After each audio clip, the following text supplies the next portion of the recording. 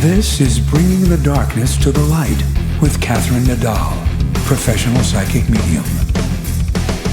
Today's guest is John Jeff Touch, winner of various European Artist Awards and collaborations with bands such as Deep Purple, S.I.N, COSMICRAY, Sanny, and many others. He is one of the most promising singers, songwriters of Europe. He is influenced by many kinds of music like melodic rock, pop, rock, jazz, ethnic, electro, etc. Many of his favorite singers are Freddy Mercury, Kip Winger, Cornell, David Coverdale, Michael Jackson, George Michael, and others. Expressiveness, wide vocal range, and a wide variety of sound colors characterize his singing. John is a rock singing expert with 20 years of teaching experience in modern singing. His motto is "Everyone can sing." He is based on this philosophy and created Vocal Planet seminars. Vocal Planet has had great success in the last 10 plus years with participants from total beginners to classic to extremely heavy metal singers. John is also the producer of WA Records, helping every artist and band find their own sound and direction. He's currently touring in a band called Badass, which has started from Italy. It's a pleasure to have you on, John. Hello.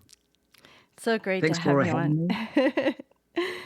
Oh, yeah. Yeah, it's really great. I was fascinated when I came across your music, and I started to listen to it. I said, wow, he really has a message here. So I don't know Thanks much a lot. I don't know much about you growing up. So can you tell me more about your childhood or your first memory of getting involved in music?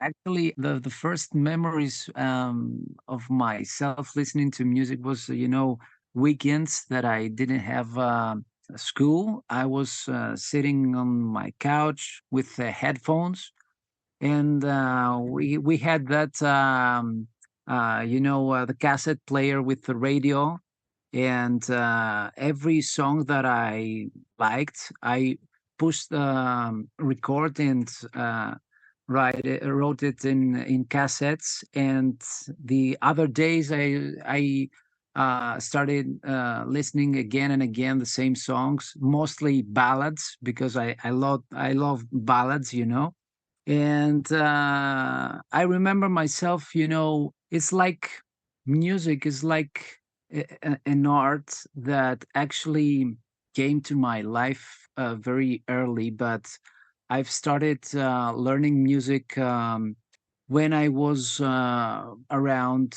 20 or something. Until then, I was listening to music radios. I remember a friend of my father that had a record store, and he was lending me every new album that was coming out, and I record that to tape, because we know back then we didn't have internet and things like that. It was strange but beautiful years. Yes. And I remember having a lot of cassettes with collections and songs from pop to heavy metal, whatever. And when I was a teenager, I was starting singing.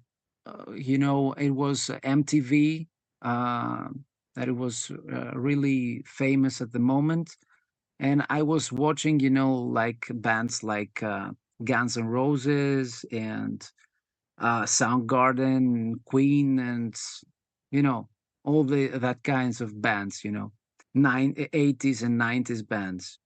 And I remember also have some video tapes with from some friends that had video clips from Wigger, from White Lion, from that's hair metal era, that bands from there, which I believe that it was actually changed my life, because that bands has it was in the 80s, the music was on the top, you know. No, I mean, the level of the musicians was really high. And if a singer actually starts to sing songs like Skid Row, or you know, all that kinds of bands, Cinderella, you know, uh, he uh, he uh, he could develop his technique in a way that after that he could sing, you know, all the other styles. You know, he can improve the range, the sound colors, the distortions, everything. And that was a really important period for in my life, because that changed the way that I was seeing music. And after that, I started a band with some school friends, and we started singing, you know, songs like, you know, Brian Adams and things like that. And uh, after that, I went to a music school where I studied music, but it was really hard for me to find the right people to teach me the things that I wanted, you know, vocal wise, because you know, in my uh, the things that I wanted to sing was uh, very hard to. It was very hard to find a teacher to uh, to teach you that kinds of techniques. So I was trying all by myself uh, to uh, to listen to the songs that I like, and I was trying to uh, pull out all these techniques by myself. I was hurting my voice, of course. I was stopping for about 1 day or 2 days, and then starting it again, doing the same. I knew the fundamentals of, you know, singing, but you know, if you want to sing that kinds of songs, it's really hard to do it if you don't have the technique, you know. After some years, I developed my technique, and I took part in three vocal competitions, European competitions, where I took the Grand Prix and many other prizes. Um, that's my story, you know. Well, it's Uh, very the, impressive. You know, I want to circle back. You said a lot in that. And you mentioned number one, MTV, which to me is very close to my heart. I mean, great memories. I mean, we're talking like Martha Quinn and Mark Goodman, and, you know, they were like bringing us this into our living room. So, where exactly were you in those teenage years? Were you living in Italy? Where were you located at that no, I, point? I was in my hometown in Kavala in Greece, Oh, in in northern Greece. Greece. Oh, Yeah, okay. Oh, wow. Okay. and it was something like we couldn't find any new music. You know, we were expecting for the bands uh, to make a new album, and the record stores that it was around about one, two, or three, if I remember well, in my town. And we're going there almost every weekend to search for new albums and things like that. My father also had some old albums, like from Alan Parsons and Queen, and you know, and also Greek music, folk music, like all Greeks, you know, that are listening to that kinds of traditional music, which actually I was trying to reject when I was a teenager, because I fall in love with the American music. So I try to reject all that influences from Greek music. But after some years, I discovered that all that roots that I had inside helped me to make a new mixture, like that American kind of, you know, hard rock, with that weird rhythms that we have in the Balkans and things like that, and melodies that are that sound like Egyptian or Eastern, Oh, sure. uh, Was yeah. your parents musical, or where do you think you got these creativity? Was that something that ran in your family, or were you the only singer? Actually, my grandfather was a singer, and he was also playing the violin. Uh, I have his name. He's also, yeah, yeah. And maybe I carry his that kind of legacy, inside me. And he was also chanting in Greek Orthodox churches. So he was like into music, but he wasn't a professional singer or violinist. It was like a hobby for him. Yeah, that I understand. But I think it's great that your father's friend had the record store because Yeah, that yeah, kind of gave you a super big support. And it's yeah, hard to imagine for most people that you say, we didn't get, everything as quickly as everyone else got it. I kind of understand that. When I was stationed in Iraq in the military, there would be like a Haji Mart or like a little village store, and we would try to see whatever was available, either like a CD or something that we could get our hands on, like a DVD or something, yeah. because, those areas don't receive everything as widespread. So I would have to say some parts of the world are very lucky or very spoiled. Yeah, So where yeah, yeah. exactly is this in Greece? Like, if you give us an idea, are you north, west? Are you on the coast? Like, I'm not North, familiar with north. Greece. It's north. It's 2 hours from Thessaloniki, which is the second biggest town in Greece, and it's very cozy. It's a beautiful place, and after 23 years that I was away, I returned to my hometown, and I finally made my dream studio where I'm right now speaking to you. And it's about 3 or 4 months now that I opened the studio, and I feel very relieved. It's actually in my parents' house, and I turned it to a studio. So I feel very strange in a way, because I returned after so many years, and I see streets and people that uh, I haven't seen for many years now, and that actually it's like a recall to my childhood, and it actually helps me to find my roots, and to find myself again. It's very relieving for me. It's like it's very strange, because it's like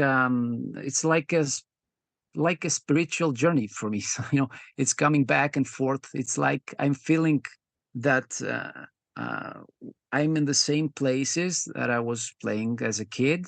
um, and it's really weird, because I'm 43 years old now. I'm not 10, all right? So it's it's really weird. Yeah, that I understand. But it's those experiences that I have found in life that are like what I call an unusual homecoming.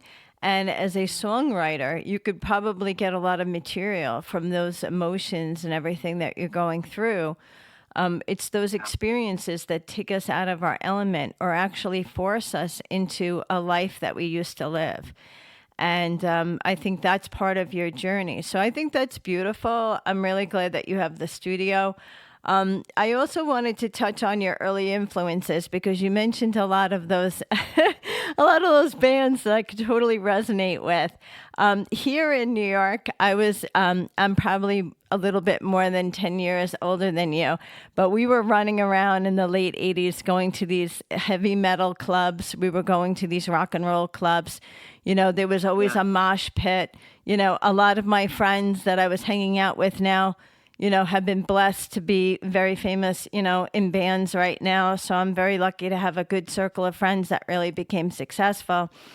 But during those times of being a young kid and, thinking like, seeing people in a mosh pit or seeing people really struggling, how was it like? Did you have the kind of club life or did you have that kind of like opportunity to go and see like live music like that? Or were there no mosh pits in your experience? No, there are not no mosh pits here. Actually, I we have some live concerts, but nowadays those bands, all these big bands, are coming very often to Greece or to Europe.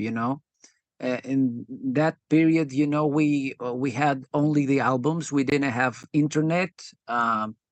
And we had only the stores, the record stores, that we could discover something new. It was like a dream to us, like you're watching a movie and it's like, is it real or not? That artists are real, are untouchable, or are they humans or gods? It was like that kind of period. um the my maybe my top three singers is Kip Winger, um Freddie Mercury, of course, and Chris Cornell, um yeah, and many many others, like Sebastian Bach, and um of course, Judas Priest. It's like Rat. I love Rat. I love Rat. Stephen Percy, for me, is like very expressive, very unique sounding. It's like he's amazing, and many many other bands. Of course, Zeppelin, Deep Purple. That's classic. It's Oh, like sure. AC/DC. Yeah. Well, you mentioned quite a few there. I just recently was lucky enough to see Judas Priest when he came through. Yeah, Yeah, locally. And wow, that was incredible. That is like the metal god, we call him. But yeah, one thing yeah. I wanted to mention, it's interesting. I've had quite a few people on this show, and Alex Michael is a guitarist, and he grew up in Germany, and he's in the band Shameless. He actually had a similar experience to you, that there was not the internet, there was not a lot of, it was more of looking at the video, of learning to play the guitar, watching, Paul Stanley on Kiss, and like going to the VHS and like pausing it and looking at the finger movements and stuff like that. So that's another experience of a European. But also, another person that reminds me that we've had on this as a guest is Travis Cormier. He actually won, he was one of the winners of The Voice in Canada. So, can you tell me about these singing contests? Because I'm not familiar with them. I know here we Yeah, have American actually, Idol, and Canada has The yes, Voice. that was long before American Idol or things like that. There are many competitions, in Europe. Actually, there were contestants from 80 countries, or 20 countries, or it's from Europe and Asia and things like that. Many artists in big theaters in Europe, and I had the opportunity to go in three of them and see and saw the level that uh, and the skills that other singers had, from different genres, from classical to to pop to R&B, and that was really exciting, and it was like a second school for me, because it's like to be on the stage alone and try to perform, on your own without your bandmates, to have fun and things like that. It's a really tough thing. I remember myself tried to meditate before the shows, try to keep my mind in a state like to be in a thin line, not to be above or below, right? To be concentrated, in a specific spot, for not losing control, for not losing, you know, because it was really hard to fill up all these stages with your own energy without having a band, because I was used to playing with bands, because I'm a rock singer, and it was really hard for me to be on stage. And but the magical thing was, I remember the first moment that I stepped on a big stage like that, on a theater, and I felt like home.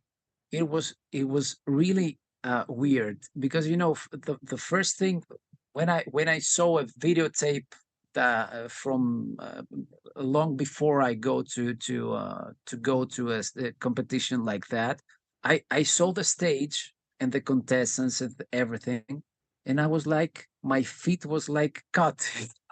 I was like, my heart was beating very fast, and I said, I have to go there alone on stage and sing. But at the moment I stepped on the stage, I felt like it was home. It was very, very weird, because and I feel like every artist feel that way, because it's the singing and playing music and creating, and it has to it's about to communicate and give your energy to the audience, and it's a magical thing.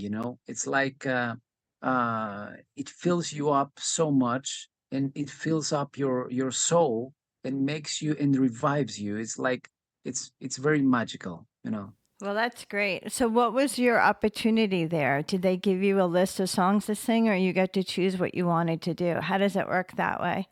Actually, they let you pick 2 or 3 songs, and you have to sing the songs with backing track or a live orchestra.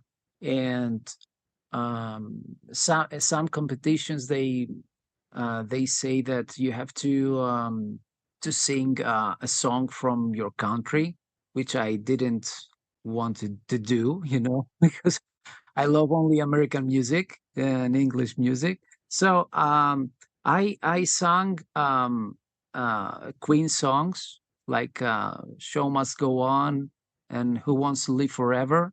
I told you that I love ballads, That's great. and, Yeah. But those and are that's a challenge too. When people hear Queen, they yeah, expect, that the bar is raised really high. So even just yeah. picking those songs, you're putting a lot of pressure on yourself.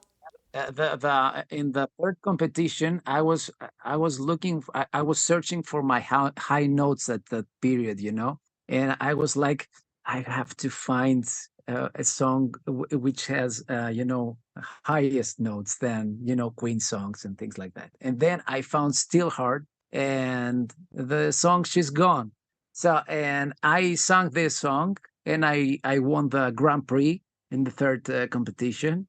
And it was really challenging for me, because that whole procedure, helped me to develop my voice and my sound colors, and find the character of my own voice, not only to imitate the way that the singers originally sing the songs. So when you joined these competitions, was that in line with you going to the School of Music, or was that after the School of Music? It was right after the when I finished the music school, and I went to that kinds of competitions. And then meantime, I was writing lyrics, and I was writing songs, but I was barely played the guitar and the piano, and I had to first to learn how to play the guitar and the piano. Actually, I don't. I'm not the soloist. I'm not playing. I'm just playing chords and things like that. Because I'm more of a songwriter, and than a solo player. And I see that I feel like my voice is the solo instrument. That's how I used to play. I play the chords underneath my vocal melodies, and that's how I write music. Yeah, so that makes sense. I can't believe you mentioned Steel Heart because they're one of my favorites. So Really? that is really great. That is really great. Yeah. So after you did the singing competition, so how did you move on into your career? Like, what did that mean for you? Did it mean that you had to start touring or finding bands? How did that work out for you? Actually, some years after, I had my first record deal with Lion Music, uh, and a promoter friend of mine sent a demo to guitarist Lars Erik Mattsson, who actually owned the label, and he was looking for a male rock singer for one of his projects. And I started working with him. And after that, I was making um, some albums with some local guitarists in Greece, and also released my first solo album, First Touch. It was in 2006, if I remember well. Oh, And great. from then, actually, I've also fell in love with producing music. And because I feel like if I can write my own songs and produce my own songs, I could offer uh, all this to other artists, all my knowledge and all my you know my skills. And I help them to fulfill their dreams, and to make their records, to make their songs. That's great. So you were like coaching them or you were actually writing songs for them?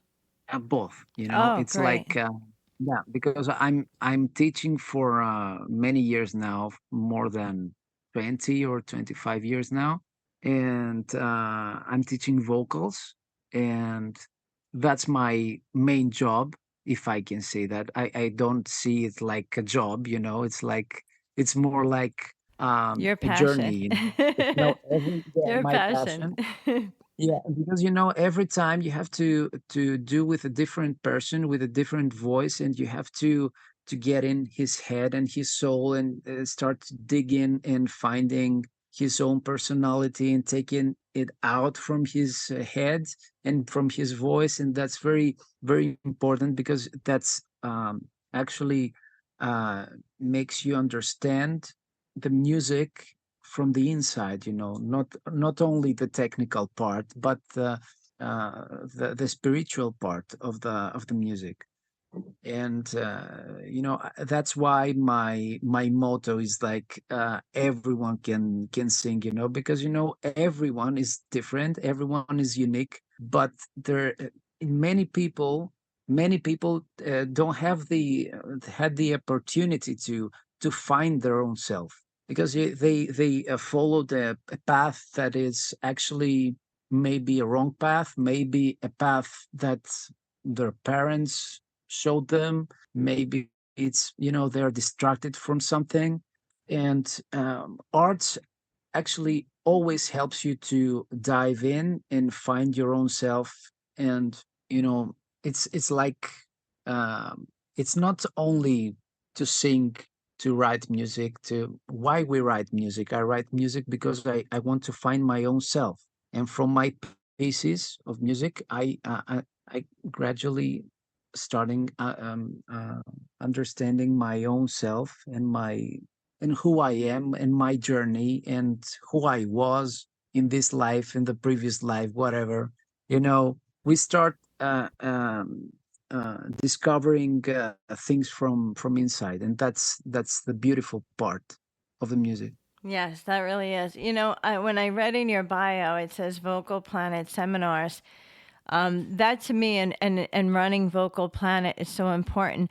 So being in this position where you can take on singers and influence them. I did a lot of years of teaching in the military, and it's interesting, like you say, every person is an individual. I think you also have to kind of change how you teach with every person. So you can't kind of like teach them across the board the same way. You kind of have to curtail your teaching to the person you're working with. So can you elaborate on that? I'm sure it's probably similar for you. Yeah, actually, the seminars and the teaching and everything, it's like when I actually do a seminar, it's like something more open. It's not like I don't have to. If I have 10 or 20 people, in a class, I can focus on everyone, each one, specifically. I have to say something more basic or something more, but I try to in Vocal Planet seminars, I try to open their minds, and I'm trying to give them the seed that actually will grow in their heads and make them, seek for to see the music like from a different perspective, to give them the spark that actually will help them to find themselves through the art of music. And that actually I'm trying also to do with my private lessons. When I teach, it's like of course I teach the techniques and the breathings and the placement and everything, and how you can develop uh, your vocal range and your sound colors and things like that, the technical part. But for me, it's most important to find the uh, the personality, to listen to a singer, and from the first notes to recognize that it's him. It's not uh, one of the others. Like, uh, for example, if you listen to Michael Jackson, you recognize his voice from note one. From the first moment that he is trying, that from the first line. But there are many, many, many other Michael Jacksons, you know, that you can recognize who is who. That's the most vital thing for me, to make every student of mine to have his own sound, because everyone, it's like our fingerprints. Every one of us has a unique sound that he has to find. And we believe that music is like in singing mostly, especially with that American Idols and things like that. That shows.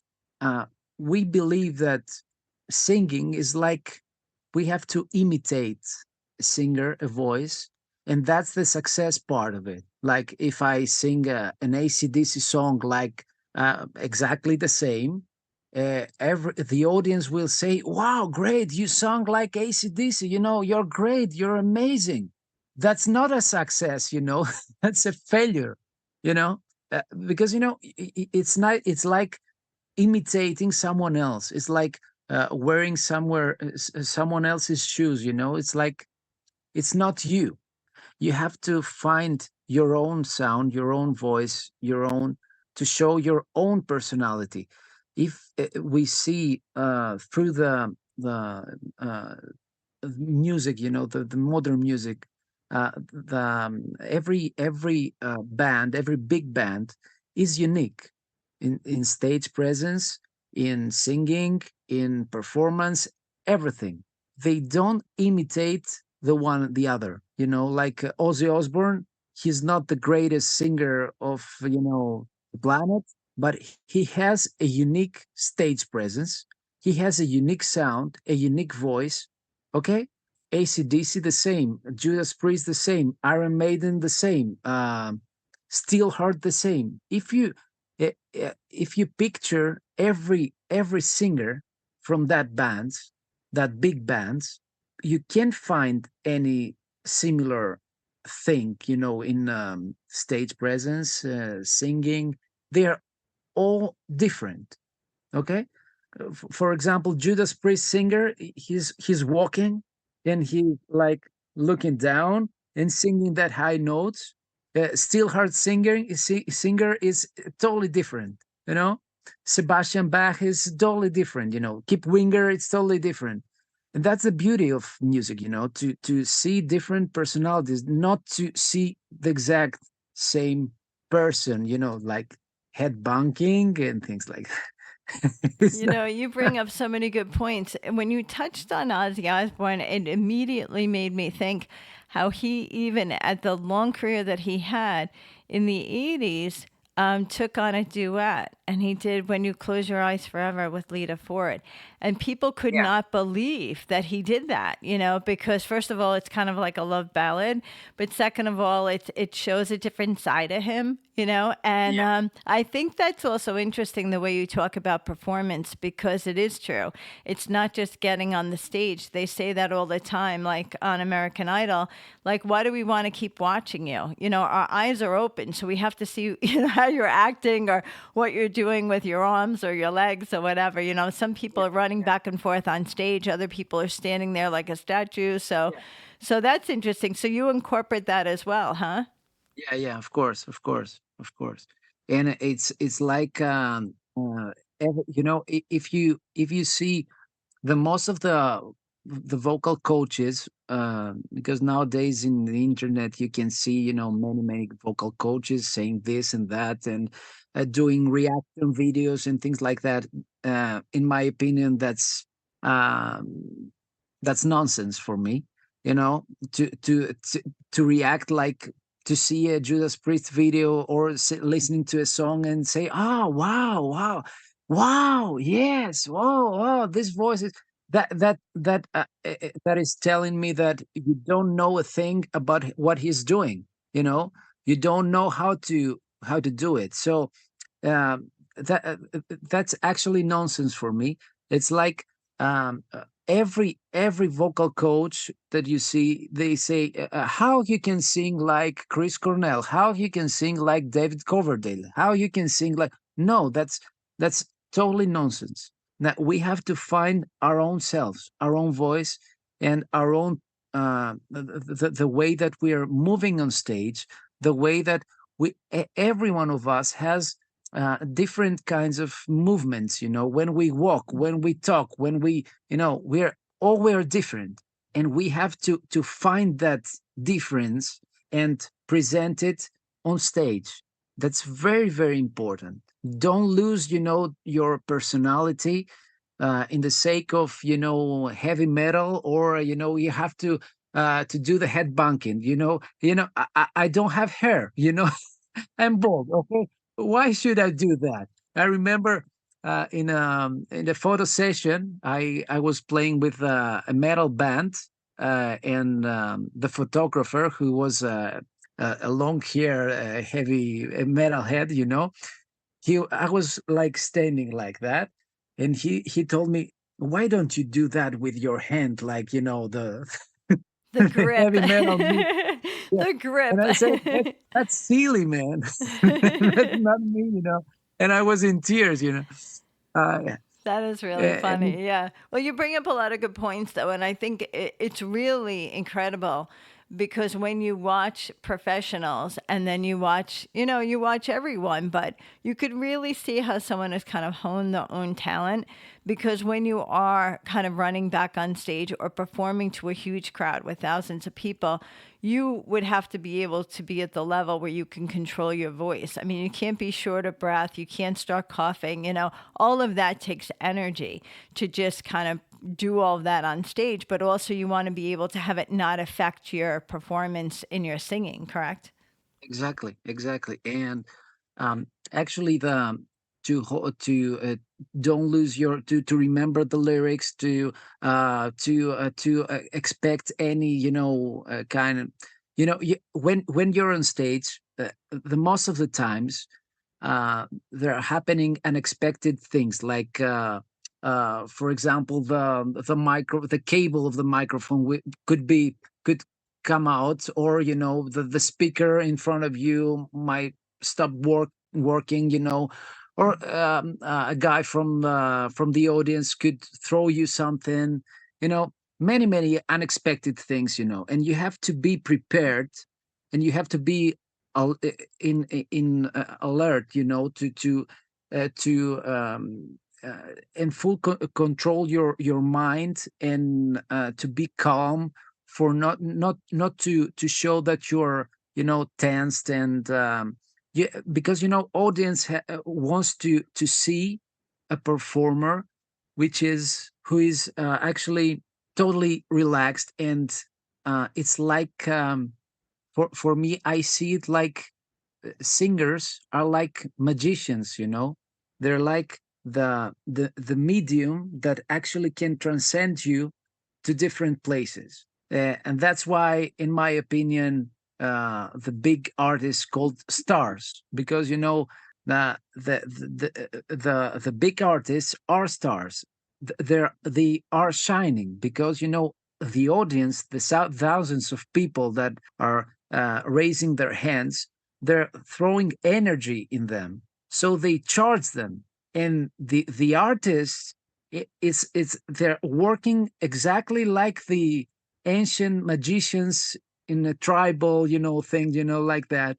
They were in the middle, and all the others were dancing around them and sent them the energy. It's like I feel it like that, because I see it like, if you see every big artist is shining, it has that energy, and with all that energy, you can tell your stories to the people and transcend them to different places that your songs are telling, and that's the beauty of being on stage and perform. That's great. So, how can someone get in touch with you in regards to these seminars? Are you available like on YouTube, or are you doing any kind of live seminars? How does that work? Actually, I'm planning right now to organize some online seminars. I have my own website, which is johnjefftouch.net, and also my social media, like Facebook, Instagram, TikTok.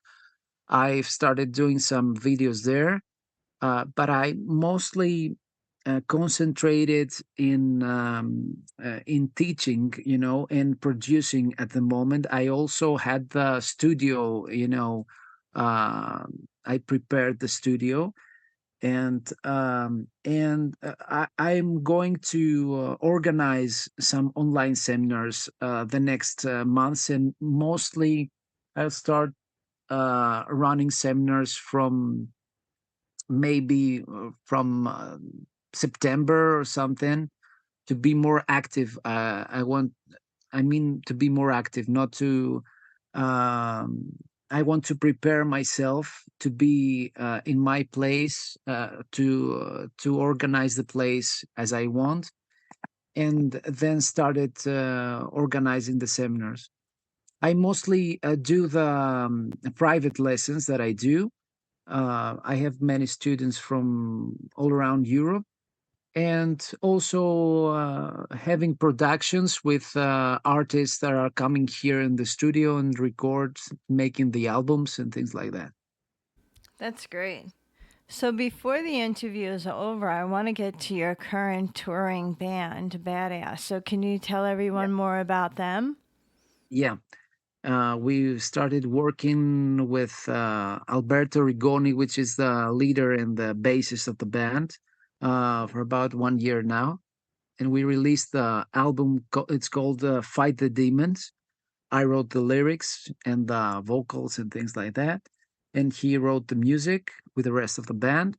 and we start having shows. We played with we toured with uh, Gus G, with Ron Robertson, the guitarist of Dio, Michelangelo Baggio. They were touring together, and we played with them, and also with David Ellefson, the ex-bassist from Megadeth, and now we're playing we with Jelusic, the singer, the co-singer of Whitesnake.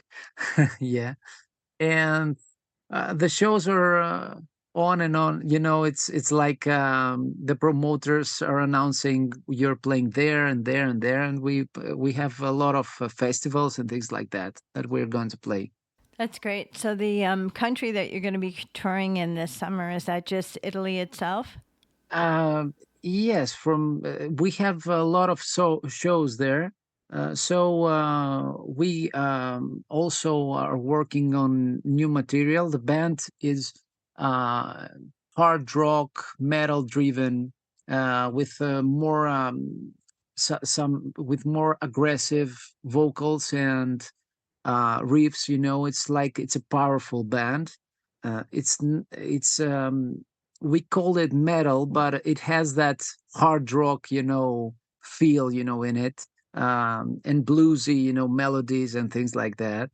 So, but it has that moments that the extreme distortions and things like that in the voice, you know, and that's very uh, unique, you know, the way that we're working together, and we really enjoyed it. It's like amazing collaboration, you know.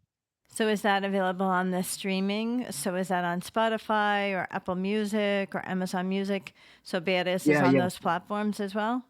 Yeah, yeah. And also my previous three solo albums, they're everywhere in every platform.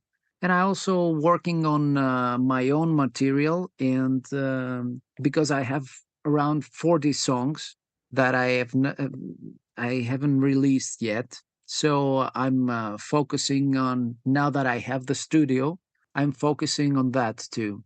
That's great. I know there was two songs. We're gonna end the interview with one of your songs called "Circles," but I was torn between. You had sent me so many of them. Not Yeah. just that, but "Burn." So between "Burn" and "Circles," what are the stories behind those two songs? Because those are like my two favorite ones. It's actually Burn is like it's the main title of my third album, and it's actually the story is like I was seeing the whole thing around me, the how the world is going, and it's like it's more I try to awake people through my music, and to inspire music people from with my lyrics and things like that. I want my lyrics to be not that complicated. I love that the progressive way of thinking when I write music, but I don't like the very complicated, you know. I also like the pop forms in music, in songs, you know. So I try to combine uh, the the pop structures and the progressive feel, you know, uh, in rhythm and things like that. And I try to give um, my message, my own message to people, and try to awake them. The Burn song is something like that, but the song Circles is something like something totally different, because I wrote that song when I lost my godfather, and also that actually was dedicated to all the people that went to the other side, and we are waiting. We are still here, but we miss them, but we feel that we wait for the moment to be together again and to meet them again. It's like it's a very it means a lot for me because I also lost my mother about 4 years ago, and that actually that song immediately connected with all this situation. Wow, that's really beautiful. I'm very Well, it's a sorry for very your deep. losses, you know? And, Yeah, it's that lyrics when I was listening to it, I'm a professional psychic medium, so I believe in the afterlife and I believe in communicating and I believe in seeing them after we pass on. So I got yeah, the same message, I mean, immediately. But then I was actually listening to it, in my car and I was driving and it hit me that that song is not just that, but that song is also all of us here in living life because there's so many times that we come across people 20, 30 years later, maybe on Facebook, maybe on Instagram, and they're like, oh, I went to the same school as you, or hey, we used to go to the same rock club together. So exactly, we're always in the same circles. We just move out of them, we exactly, move into them, we exactly. move out of them, and I find it so beautiful. I was like, I can't wait to tell John Yeah, that because yeah, I was like, it's got a double meaning for me now, you yeah. know? It has because that kinds of symbolic lyrics and symbolic music and had different sides, and that's the beauty of music because I wrote that song when I lost my godfather, but um, uh, after that I when I realized that after when the pain faded, I felt like, and when I lost my mother, it was the same. I felt something else that is actually, it's not only that.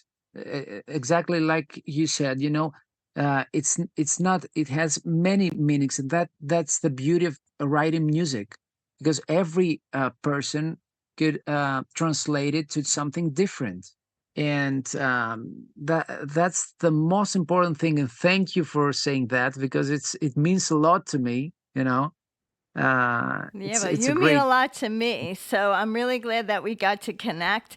I want you to just plug your social media and plug all of your websites, and then we're going to roll out with circles. All right.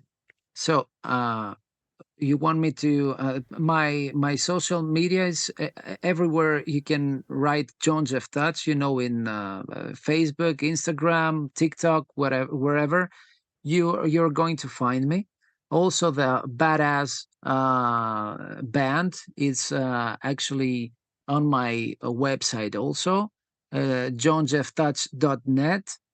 So you can find my music and my seminars and private lessons or whatever on the internet in that links. That's great. Well, it was a pleasure to have you on. Thank you again, John. And we're going to roll out with circles. Thank you for inviting me. Thank Okay, you. bye bye. Water flows meets the sky. Memories slowly die. Clouds are back, ready to cry.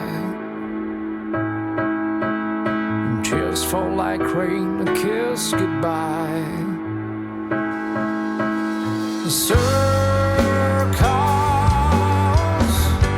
you know where we're running. Circles, love never fades away. Circles, I know where we're running. Circles, I know we'll meet again.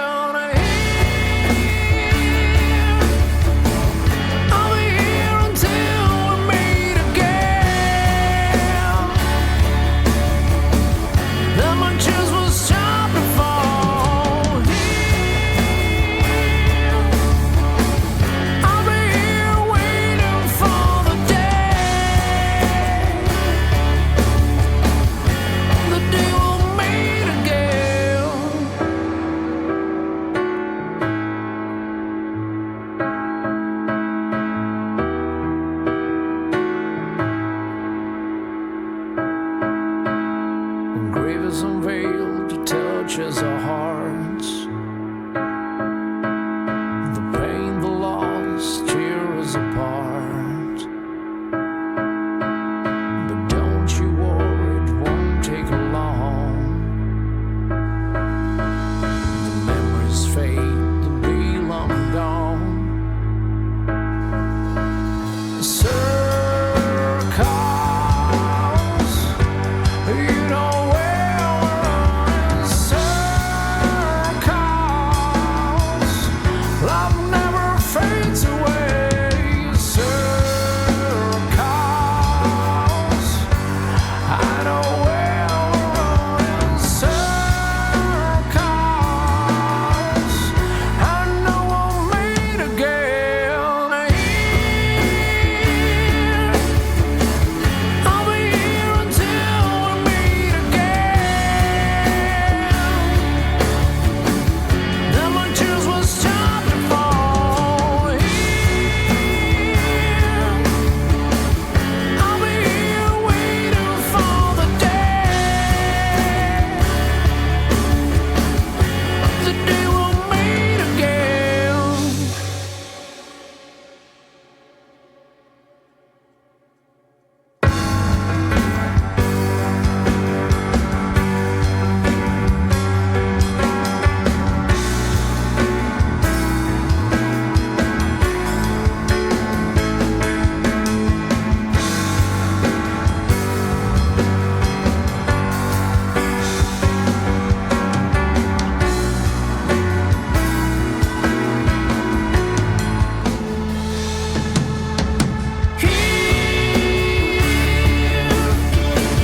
I'll be here until we meet again.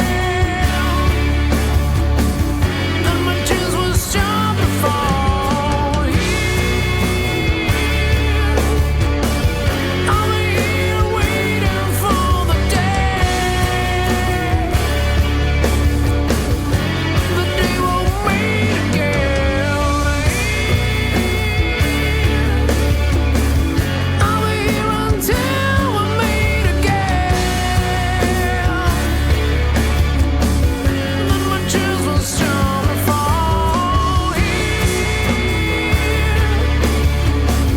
I'll be here waiting for the day